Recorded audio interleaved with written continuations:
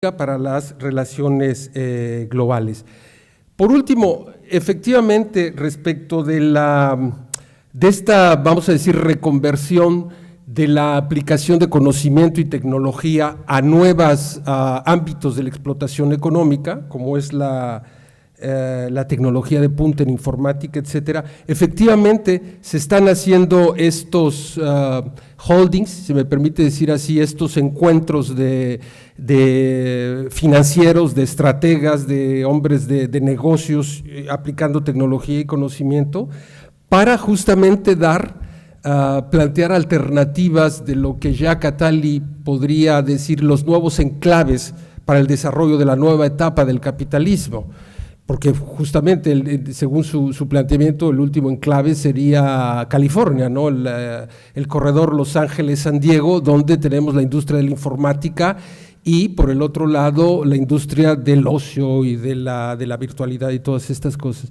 Sin embargo, al mismo tiempo, no hay que perder de vista que los chinos acaban de hacer la computadora más rápida de la historia, con tecnología transferida de Occidente.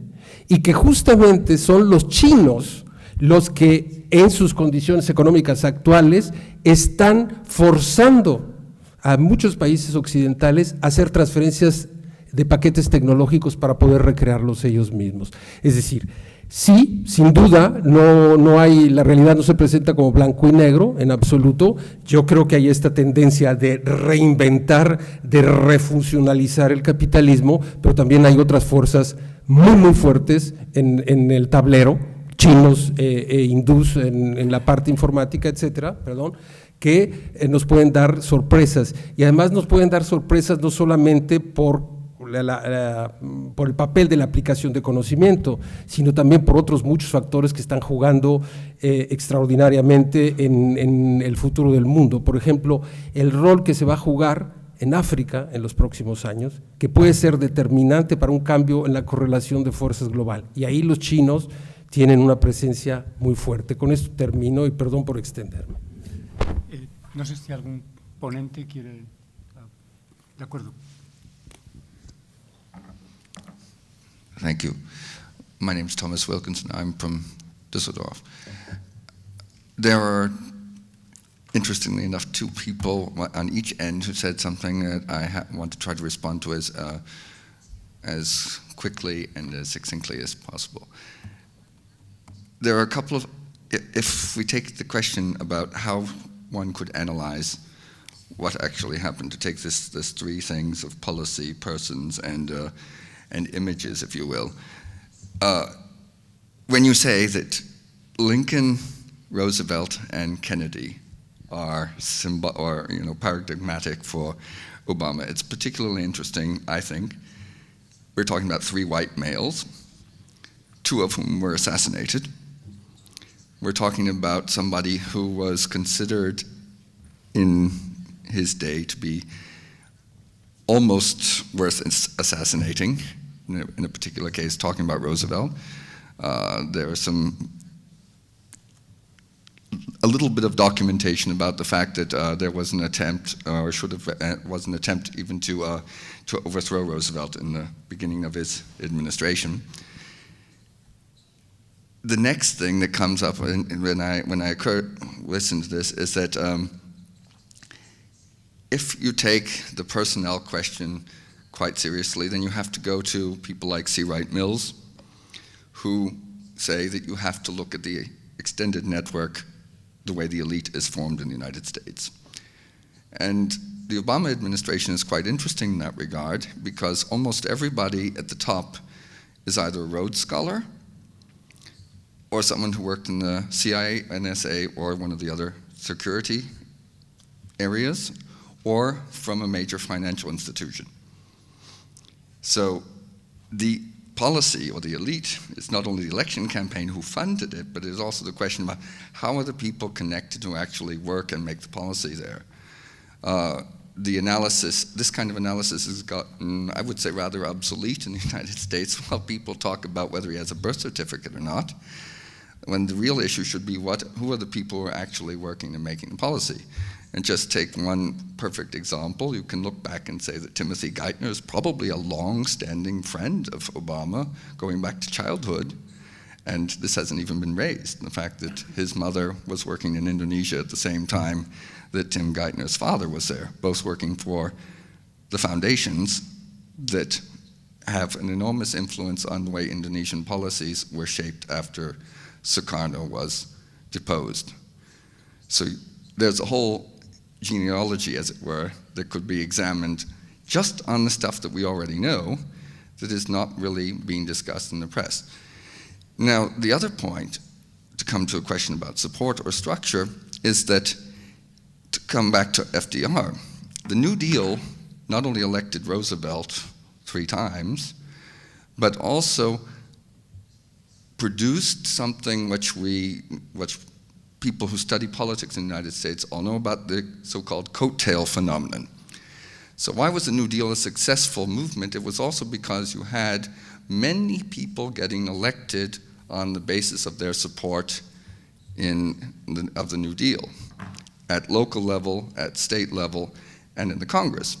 But if you look at the election in which Obama was chosen, there was virtually no change in any legislature from the Bush administration. That means that the classic definition of a mass political movement in the United States requires coattails, and there were none.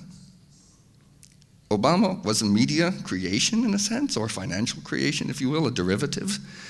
But none of the things which you normally attribute to a movement kind of politician are identifiable in the United States. I haven't seen any or heard anybody discuss that, not here, I mean generally speaking. When you read the criticisms about what is Obama, where is he coming from, what is puede ser or can do, then you say, oh, that was the mass popular movement. What does distinguish the election of Obama is that the level of suppression of the Afro-American vote was reduced compared to the 2 Bush administrations. Now, statistically, the American electorate, the white electorate, is more or less evenly Republican and Democrat. The African-American population is almost 100% Democrat. 2 Bush elections were produced with massive voter fraud in places where large numbers of African Americans were being disenfranchised. Take away that barrier, you simply produce the election result that would have occurred normally under Bush had African Americans been able to vote. So you do not have this mass phenomenon, you simply have a removal of a certain valve or the pressure which has manipulated the elections of the previous 2 terms. So the phenomenon of Obama is not an electoral phenomenon in that sense. It doesn't reflect a change in the actual electorate, which means that I think if we were to analyze it historically, starting anytime after 2008, you would have to first of all establish that there was anything that qualified in a political historical sense for a change. And skin color is simply not enough. The last point that I wanted to make on this regard is that the allusions, right? His campaign speeches allude to people he never actually mentions. You could listen to all the speeches how he paraphrases Martin Luther King, but he never mentions him by name. He never alludes to anything from Malcolm X. So there's a deliberate de-Africanization of his rhetoric. So in the sense, the great white hope is that the hope that by giving someone a brown skin, you can retain white supremacy seems to be the main lesson that Obama is going to teach future generations who study American politics. Thank you.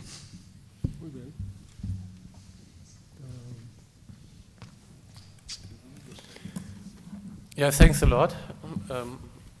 I totally agree with you, so I can say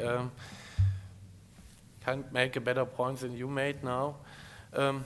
Maybe it's somehow a kind of traditional domination as well. The old elites create their own kind of compromise with the new political classes. We will see whether the same happens with Sarah Palin, because Sarah Palin is also a creation of some people in my eyes. So I guess that's the reason why it's so important to deconstruct the simple politics, especially what you made now with Malcolm X and Martin Luther King. Thank you.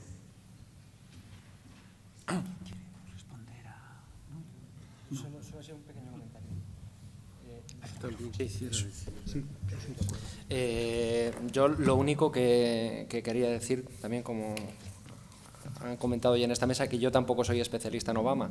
Yo soy especialista en algo de 400 o 500 años antes de la edad. Yo soy medievalista realmente. Entonces, lo que me planteaba cuando me propuse abordar un tema de estas características es cómo abordamos el poder en la Edad Media y si esa metodología es aplicable. Y realmente, en buena medida, los datos que él me ha aportado son muchísimo más enriquecedores, pero no desvirtúan el sentido de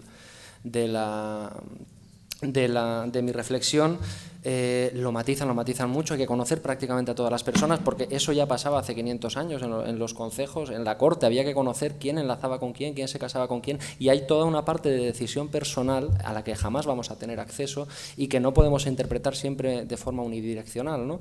Pero hay una estructura, o sea, eso al final acaba generando una estructura, una red, que yo creo que eso es lo que sí se puede entender. Y mi propuesta era simplemente en el sentido de si esto era un cambio radical, si era un cambio, pues como bien ha terminado su intervención, de un cambio para que todo siguiera como siempre, ¿no? Nada más.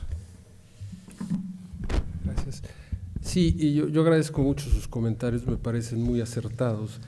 Querría puntualizar, simplemente para completarlos, 2 o 3 cosas.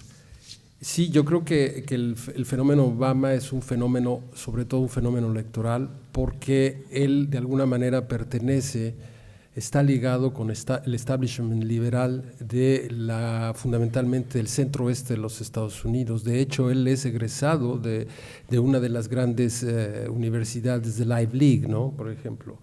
Y es un africano, si se me permite la expresión, decafeinado, porque no solamente no menciona a Malcolm X, ni a Elijah Mohammed, ni a ninguno de los grandes impulsores radicales del movimiento civil de los Estados Unidos. Su padre es africano y además es como una estrella sífuga que pasa, y su madre está en el movimiento radical de los años 60 en los Estados Unidos, un poco una cosa aparte. Pero él poco a poco se va ligando a este establishment norteamericano de tendencia liberal. Ahora, como fenómeno electoral, muchas personas pensaron, analistas políticos, y se dijo en los Estados Unidos, que si el fenómeno rebasaba ciertos límites, ahí estaban las pistolas. Está Lincoln, está Kennedy, etcétera. Es decir, la posibilidad dentro del escenario norteamericano no se daba.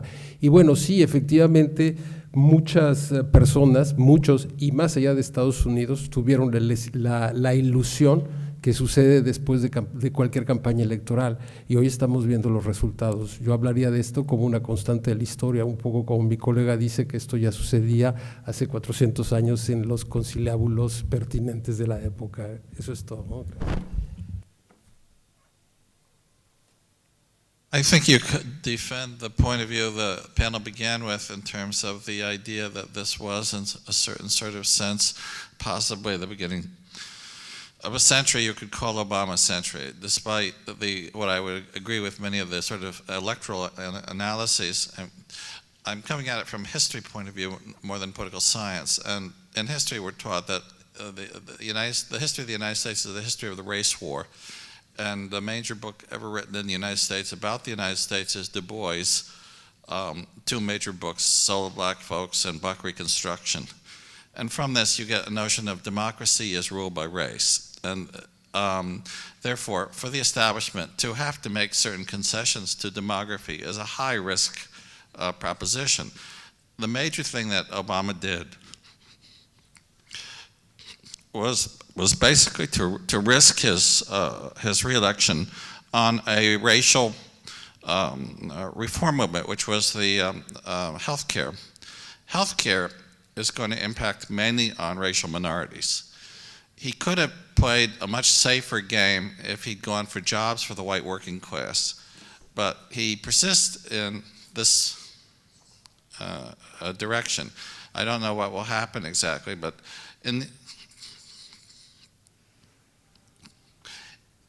I would say if we have a century, and I don't know how far the country goes, this might be actually a way to characterize it. Excuse me, could you identify yourself, please? Yeah, I'm Peter Gran, Temple University. Thank you.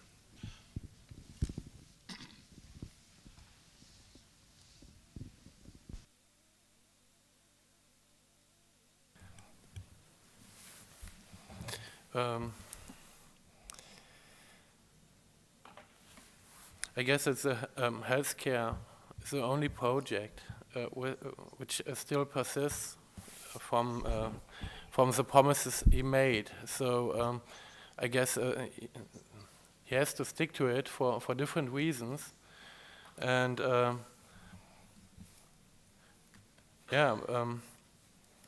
maybe there's also the relationship between institutions and actors important. If he reaches his aims and he empowers the new institutions he needs for healthcare system, he changes not only the healthcare system of the United States but also the whole welfare state, and probably this makes it more easier for him to get new votes. But I'm not a specialist in it. Probably you know it better. So, but I think it's worth thinking about it. Thanks a lot for your comment.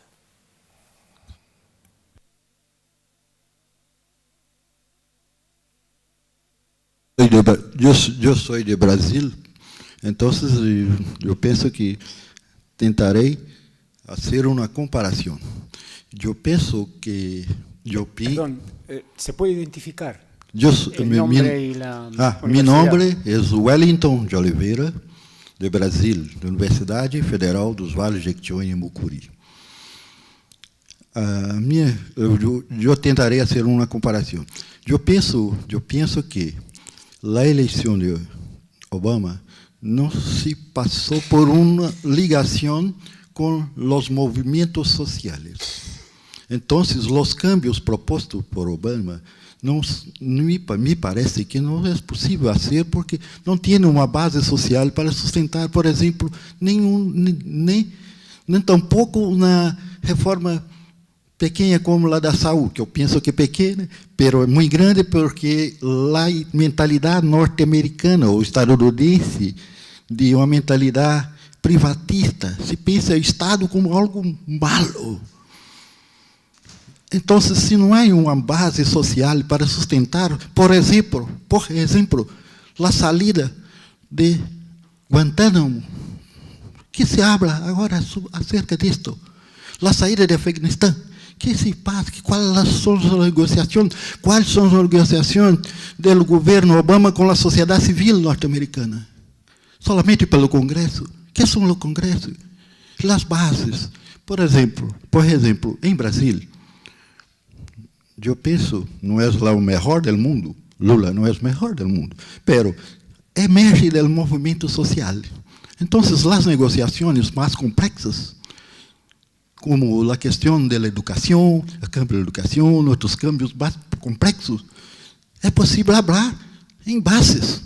Nós sentamos e falamos dentro da sociedade civil. É possível fazer isto em Estados Unidos.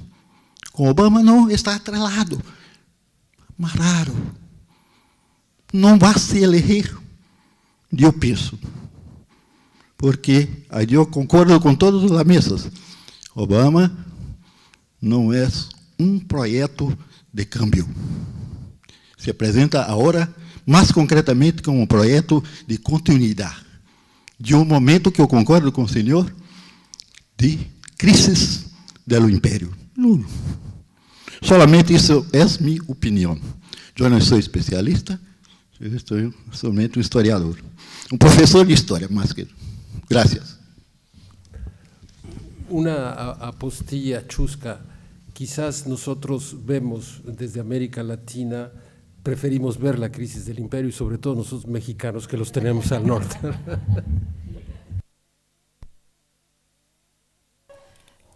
Hablan de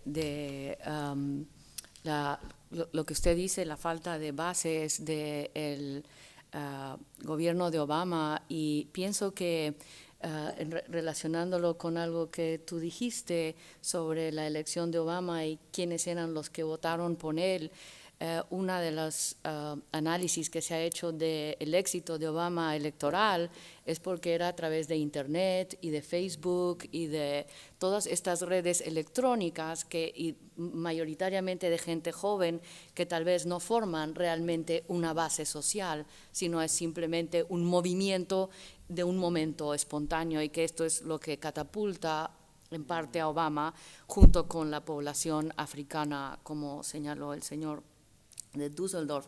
Y pienso también que, por otro lado, se ha hablado de la desafricanización de Obama, interesante porque es más africano que los afroamericanos de Estados Unidos, pero entiendo el concepto, y es interesante porque en Estados Unidos la población afroamericana fue lenta en plegarse a Obama, iban primero hacia Hillary Clinton. A Bill Clinton se le llamó el primer presidente negro de Estados Unidos, y pienso que en parte había este cuestionamiento de que Obama podía ser un presidente negro con todas las implicancias de radicalización que el movimiento afroamericano ha tenido en Estados Unidos, y que esto es lo que produce este discurso de Obama en que se desafricaniza, y quien hace el nexo con la población afroamericana es su esposa, Michelle Obama, que tiene mucha fuerza y conexiones muy importantes, y hace una campaña en el suramericano intensísimo, ¿no? Son mis comentarios de una no especialista para nada. Mi mundo es la literatura del siglo de oro.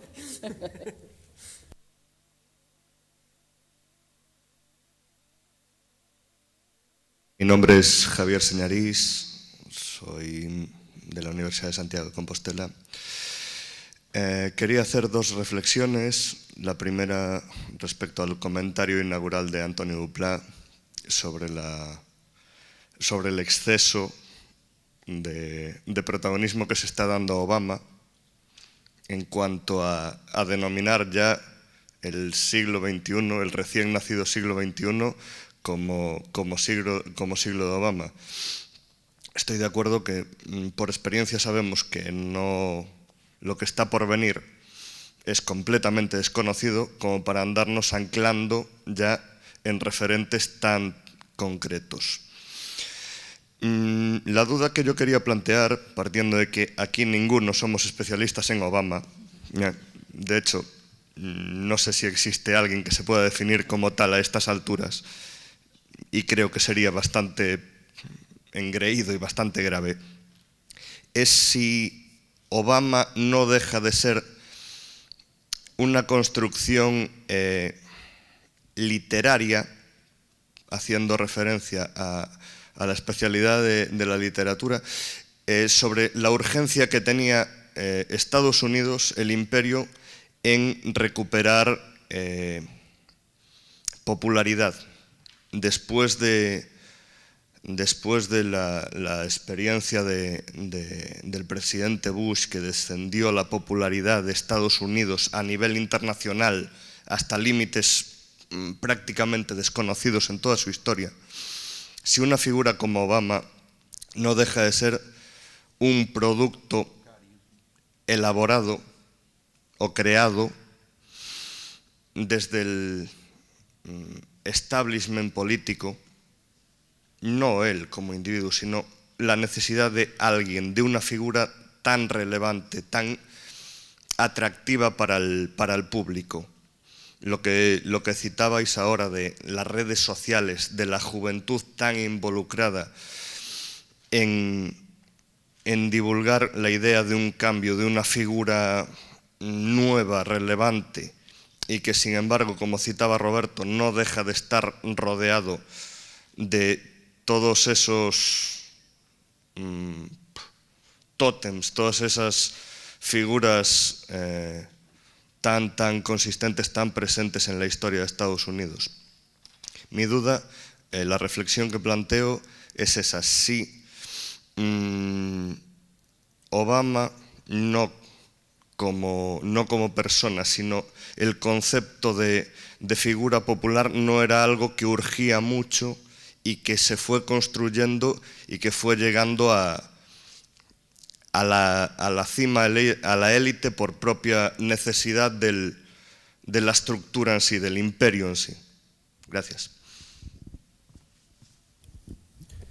Me parece muy interesante tu apunte, aunque el verbo construcción, o sea, el sustantivo construcción, igual es demasiado fuerte, pero lo enlazo con algo que ya he comentado. O sea, a mí lo que sí me parece que has acertado es en describir la situación. Y la situación es de evidente mala imagen de una administración Bush que parece que arrastra consigo a todo un partido. El Partido Demócrata se daba por supuesto, por lo menos así nos lo vendían por aquí, que iba a ganar las elecciones.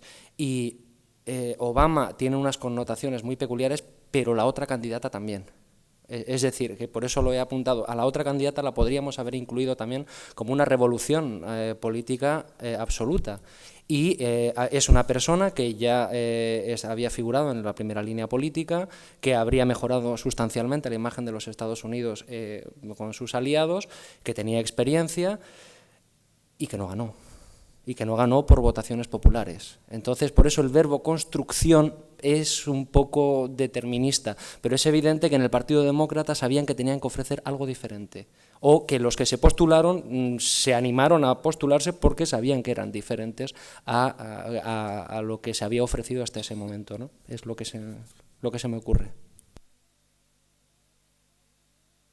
Sí, yo suscribo completamente lo que dice mi colega en la mesa y agregaría algo más.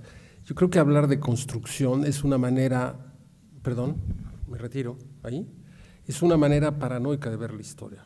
Ojo, aunque sabemos que los paranoicos también tenemos enemigos, yo creo que decir se construyó, incluso yo matizaría eso de que en el bando demócrata sabían.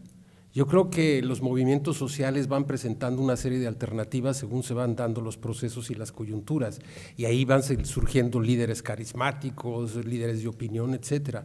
Y ese es el caso de Obama, pero hemos dicho aquí que Obama no es el producto de alguien que cae del cielo. Obama tiene una lucha que, es decir, es producto de un movimiento social, mejor dicho, que por lo menos entierra sus raíces al movimiento civil norteamericano, si no es que antes, es decir, a la misma guerra de secesión o yo no sé qué, pero son procesos que se van dando y como historiadores lo sabemos y lo tenemos claro. Ahora, sobre la cuestión de los siglos, me parece que es importante determinar el peso de las palabras. Tenemos la contabilidad que establece el calendario juliano y entonces hablamos de antes y después de Cristo. Yo hablaría ahora de la era común porque ya está globalizada la cosa, ¿no? Pero esa era común que tiene 20 siglos, pues es una era muy corta respecto a la larga experiencia humana que también es historia. Incluso esta discusión de los siglos entre historiadores se ha dado desde hace mucho tiempo y se plantea ¿cuándo comienza realmente el siglo XX? ¿En 1914 con el inicio de la guerra? ¿O cuándo comienza el siglo XXI? ¿En 2001 con lo de las...? No, yo creo que hay fenómenos determinantes en la cuenta de los siglos. Yo creo que para el siglo XXI, si podemos hablar de un siglo, yo hablaría más del siglo de la caída del muro de Berlín. Ahí hay un turning point, un cambio muy importante.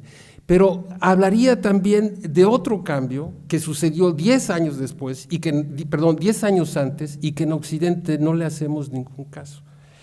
No recuerdo qué número fue, pero el Congreso de 1979 de 1979 del Partido Comunista Chino, con el reascenso de Deng Xiaoping y su famosa frase: no importa de qué color sea el gato, lo importante es que coma ratones. Veamos a China hoy.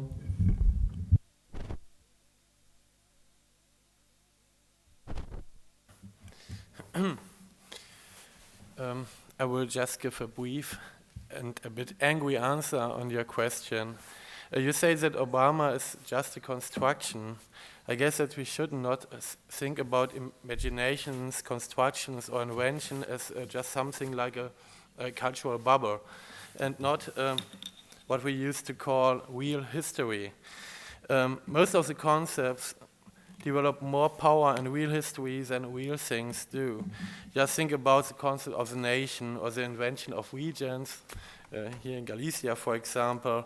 I guess that the construction of a New Deal Obama is more than just a poster and a campaign, but it is it's something which empowers new actors, new scientists, new politicians, new bureaucrats, and so on. So it develops real power. So you can't make a distinction between the construction thing and the real thing. One of my student assistants asked me someday, when do we real history?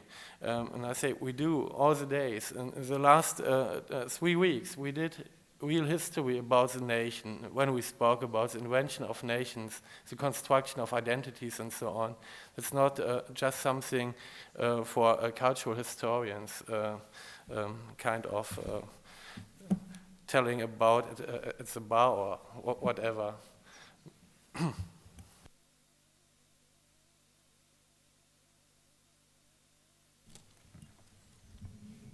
No sé si hay alguna... Sí, por favor, el colega de Düsseldorf. Is it? Okay, there's a...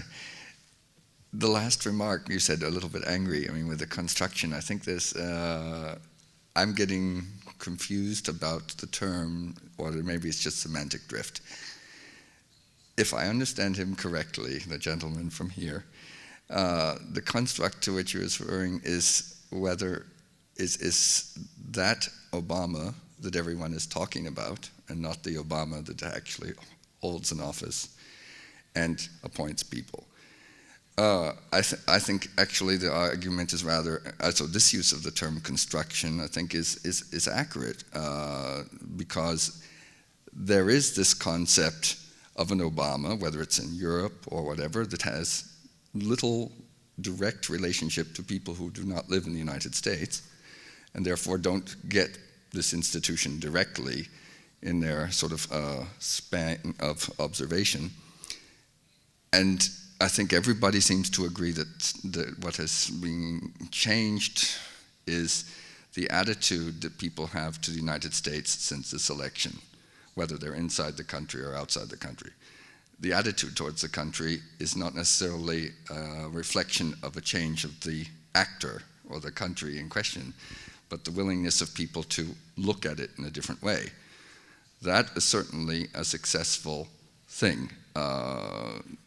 But it may be the kind of thing that goes back to Wilson's selling the United States before coming into the Great War, creating the image that preceded his arrival in Paris, that the United States was going to save the rest of the world for democracy or whatever else, instead of simply for its own industrial and political purposes.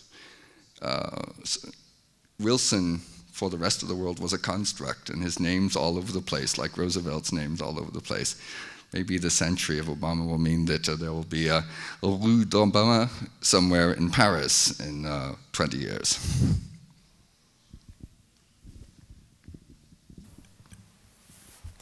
I guess this would be a long discussion of whether it's possible to make a distinction between the person and his image. I guess both is very deep connected with each other, and that's the reason why I've chosen the concept of charismatic domination, even it doesn't really fit in the sense of Max Weber. But you're totally right that there are cycles of isolation politics, for example, and that there's a domestic view and a view from outside, and so on. That's completely right. I would share your point totally. But I guess that that it shows that there's a local and maybe a global construction of Obama. Hard to say what will be the result of a kind of research concerning this point. But my impression was in the United States that there are 2 or 3 parties: the redneck conservatism of Sarah Palin, the conservatives, who mostly share a lot of points of Obama's politics, and then the Democrats who move between the lines and sometimes are not as strong behind the back of Obama than they should. So it's a very complex situation and a great research field for historians and political scientists. Thank you.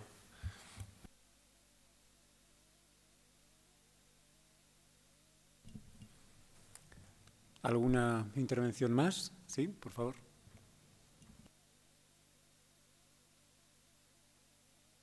¿Sí se escucha? Ya.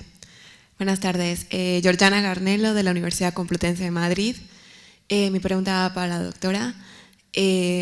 Bueno, habló usted, y se ha hablado aquí en general en la mesa, en este debate, de la política interna, de lo que ha sido también Estados Unidos y lo que ha surgido con Obama, ¿no? Pero de política internacional también se ha hablado bastante poco. Entonces, lo que yo quisiera aquí preguntarle es respecto a estas minorías que se habían dicho, integración interna, y que justamente ellos han pues dado un poco el cambio a que Obama surgiera como tal. ¿Qué pasa ahora realmente con América Latina?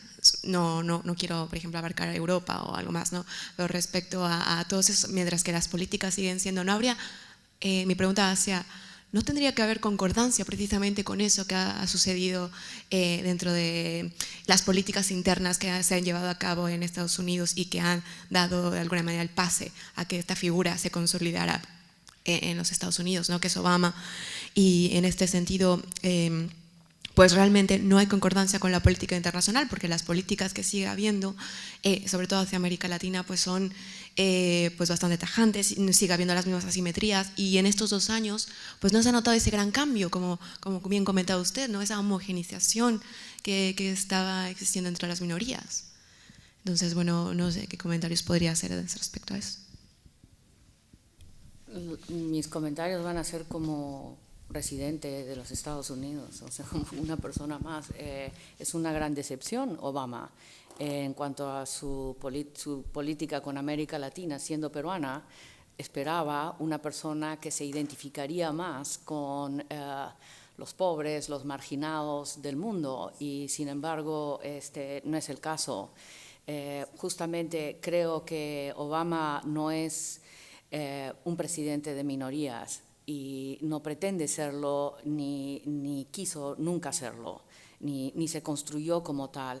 La movilización es la movilización de gente joven de todo el espectro racial, social, cultural americano, económico americano, los que van a votar por Obama, creo yo, pero es un sector volátil, creo yo, no es un sector que está comprometido a un partido político, sino, por eso lo llamé movimiento, ¿no? Es algo que después va a desaparecer o que no se concreta en un activismo político concreto. Pero no, eso es lo que puedo decir. O sea, no es un presidente de las minorías. No. Ricardo creo que también querrá intervenir. Sí, me interpela más, me interpela aún más que a mi colega peruana, porque, como decía nuestro histórico dictador Porfirio Díaz, dicen que lo dijo, ser vecino de los Estados Unidos es como compartir la cama con un elefante, ¿no? Bien, cuando se estaba realizando la elección es decir, cuando estaba la gran competencia y una vez que Obama ganó la nominación del Partido Demócrata, el debate entre las élites políticas en México es que Obama iba a cambiar radicalmente la situación en México. Y lo que ha sucedido, por eso yo digo siempre que es el presidente del imperio, y sobre todo respecto al problema de la seguridad fronteriza con México, que es muy grave, es decir, que México y Estados Unidos comparten 3,000 kilómetros de frontera, no es cualquier cosa, y que es gravísimo por la inestabilidad, por el crimen organizado. Obama no ha sido consecuente con estos, yo no diría digresiones, pero con estas buenas intenciones que yo creo que tienden a su convencimiento personal como liberal, pero no al hombre de Estado que tiene que tomar decisiones. Y además, cuando hablamos del imperio, no nos estamos refiriendo solamente a la historia reciente de los Estados Unidos, sino que como historiadores tendríamos que recordar la doctrina, ¿quién fue el que lo dijo? América para los americanos, Monroe, y además la ideología del destino manifiesto. Y eso, al final, ha determinado la relación, en todo caso con América Latina y con el resto del mundo, pero en América Latina nos queda más cerca. Si uno revisa la política de Estados Unidos desde Wilson, las intervenciones en México en 1914, la guerra franco-española en Cuba, etcétera, hay un hilo conductor que es el comportamiento de un Estado imperial que lo sabe, y por lo tanto sus políticos, presidentes buenos con buenos discursos, han estado muy acotados por esta tradición política.